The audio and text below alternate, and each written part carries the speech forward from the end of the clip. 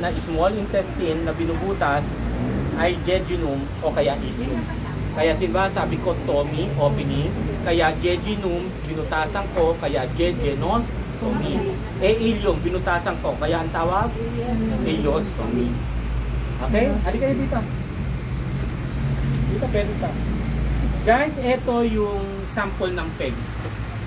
Ang mahal peg. Ang MGT, di ba sabi ko, pwedeng 3 for 100. Ito peg 8.5. 8.5? Yan lang po? Ang tawag ko dito 30-30. Bakit 30-30? 30 minutes tapos na, usually 30,000 ang procedure. Wow. Kaya tawag ko 30-30. Guys, kahit buksan ko ito, kahit buksan ko ito, as long na nakaklamp ito, walang hangin na papasok at walang acid na papasok.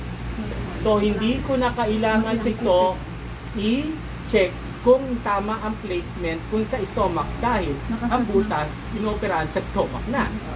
Pero may flashing pa rin. 20 to 30 ml. Kaya ang gagawin ko, lalagay ko lang yan, buksan ko man yan, hindi papasok ang hangin kasi naka-close pa rin. Then, wala naman padating na. Flashing kunwari So, nandito na yung tubig. Assuming, open ko lang yan. Then, bababa na siya. Then, palapit na, kaya ipo-close ko na. Then, pagkain naman. So, ngayon, hanggang dito lang yan. Hindi pa bababa. Bakit? Kasi, okay, so tanggalin mo ito. Ayun. So, bababa na siya.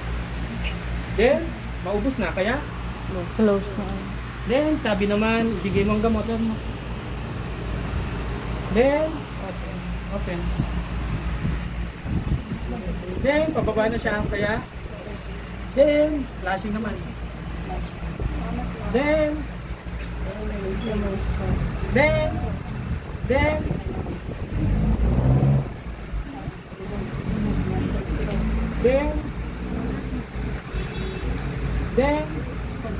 tapos na siya.